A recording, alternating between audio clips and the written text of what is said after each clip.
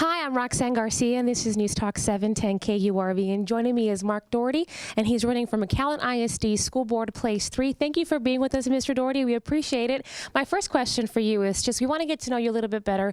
Tell us your background and about yourself. All right, Roxanne, good afternoon. Nice to meet you. Glad to be here. A little bit of background about myself. My name's Mark Dougherty. I grew up in McAllen. I come from two parents with very limited education.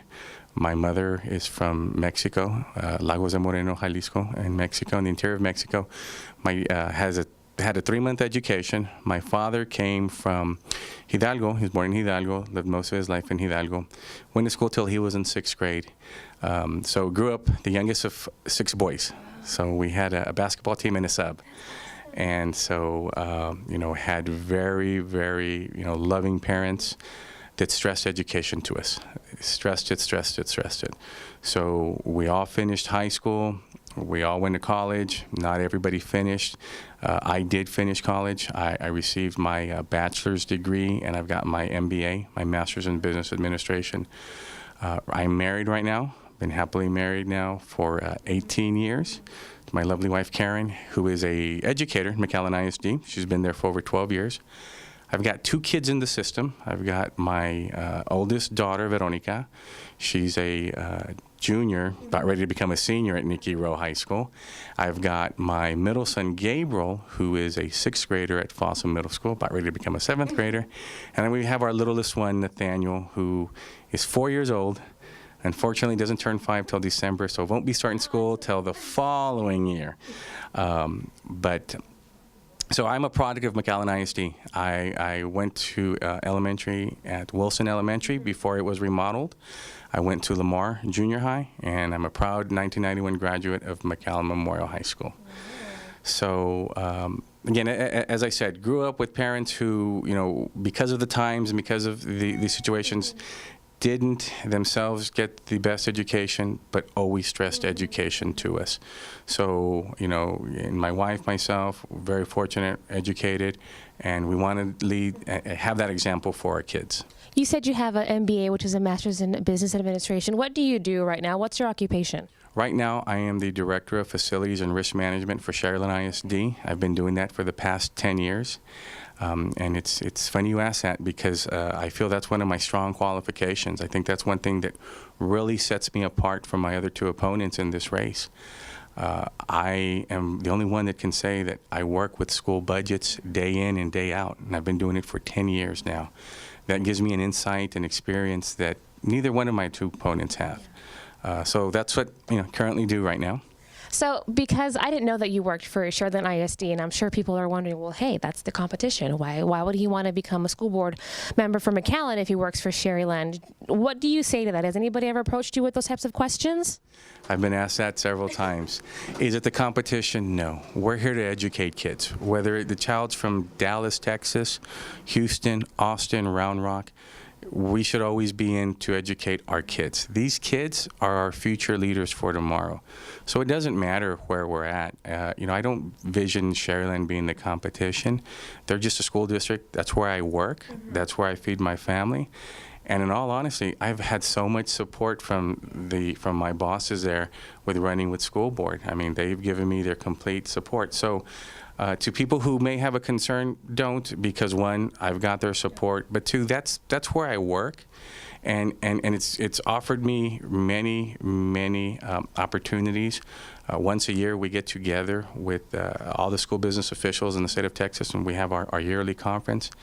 And when we go there, the great thing about that is everybody's so willing to share ideas, because it does. Again, as I said earlier, it doesn't matter what district you come from. In the end, everybody has the same goal in mind. Let's do best for our kids. So I've had ideas from folks from Round Rock, from Austin ISD, from just anywhere else in the state of Texas, giving us great ideas on things that we can implement to help our kids. So to that, I see it more as an advantage than anything else. Okay, so of course we're interviewing you because you're running for McAllen ISD School Board Place 3. So what decided, or what made you want to run? I should ask that question. So what happened in your life, or when did that little light bulb turn on that you just decided to run for School Board Place 3? Well, a couple of years ago, I'm sure you're well, Roxanne, the bond that came out. The bond fired a lot of people up, and rightfully so. 2 years ago when the bond came out, I was an opponent. I was against that bond. Not because I don't think our kids need the facilities. It's just because I don't think we could have afforded that bond. They were talking $297 million, but that was part one. In actuality, the reports that came out from the school board at the time were talking $460 million with the TRE, with everything they wanted to do. Hidalgo County is one of the poorest counties in the state and in the country. And they were looking to add a 16 and a half to be exact, 16.5 cent tax on taxpayers, tax increase. Can't afford it. I know I wouldn't have been able to afford it. So that got me fired up. At the time, my littlest one, Nathaniel, he was 2, and I'm like, in 2 years, what's going to happen? Where are we going to be? I think the voters made the right decision, and they voted down the bond. And I know our facilities need help. I'm not, immune to that. I go to the schools, my kids are in school, but there's got to be, and I know there's a better way of doing it. I'm proud to say I was part of the team that built Sherryland Pioneer High School. We built it for $55 million.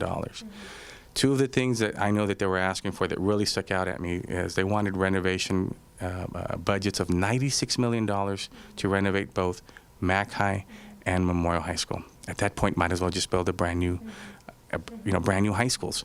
So that got me fired up. That got me going. And a lot of the incumbents were voted out at the last school board. So there's been a change. Voters spoke, and I think the change that has come about has been a very positive change. There was the new school board. They went out and they got a new study done on their facilities. And, I went to one of the meetings that they had. And, one of the things big difference I see is the price tag that already came out. They're at the first pass, they're talking $160 million. Again, it's still expensive, but the comparison to 297 or almost 460 when it was all said and done, it just didn't add up to me. Didn't add up to me back then. And so when it came around, I said, you know what? We're going in a positive direction. The district's really made some changes. And I want to keep going in that positive direction. I don't want to go backwards. One of my opponents, Debbie, she's been on the board before. I feel a vote for her is a vote backwards. A vote for me is a vote forward. And I want to go forward. We've done the board's done a lot of good, and I know I can come in with my experience and do a lot more good for our kids. You said right now that, of course, we know that voters voted the school bond down. What were to happen if you were to be elected as our school board trustee, Place 3, and that came up again and there was a vote to push a bond? Would you vote no or would you vote yes? I know you had this whole right now spiel of how you were against it, but if it's said and done, you're there in the school board and they came up to you, where do you think you would go? Before we can do anything regarding a bond, there's so much work that has to be done before that. But let's talk hypotheticals if you want to talk. If we're going to talk hypotheticals, we've got to get the voice of the community, because as board members, we do have bosses, and our boss are the taxpayers, is the community. And if that's something the community wants and they're for it, then that's fine. But if that's something the community doesn't want, then guess what? It's our responsibility as board members. We've got to figure it out. I've got 10 years experience working with school budgets. I know that there's places where we can do things better as a district, more efficient, get some efficiencies out of those things, where we can save money, use that money to go to our facilities. You mentioned earlier that because you work for Sherryland, you've been given the opportunities to meet with a bunch of other business leaders in different districts across the state, and how you have ideas from, for example, Round Rock, Austin, that kind of stuff. Can you tell us what ideas you would bring to the district if you do get voted in, or what your priorities are if you were to win? Priorities would definitely be, we've got to look at our facilities. They're aging. Work needs to be done with that. We've got to look at our student retention. We are unfortunately losing kids to other schools, to the charter schools, to some neighboring districts. Teacher morale, while it's gotten a lot better, can still get better. You know, again, I live with the teacher. I don't work with, I live with the teacher.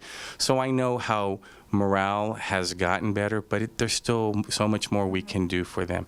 And not just for our teachers. You know, sometimes I feel the forgotten people are our auxiliary staff, our paraprofessionals. They're just as important.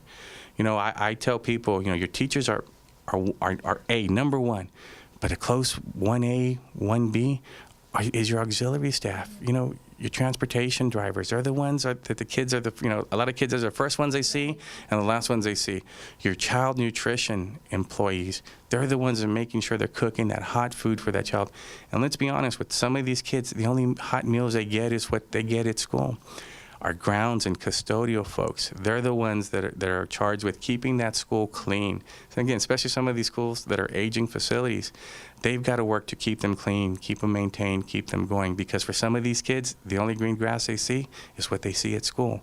So these are the things that you know, we got to make sure that, again, teachers are number one, but close behind them is that support staff. Our paraprofessionals, the work that they do, it takes a whole team.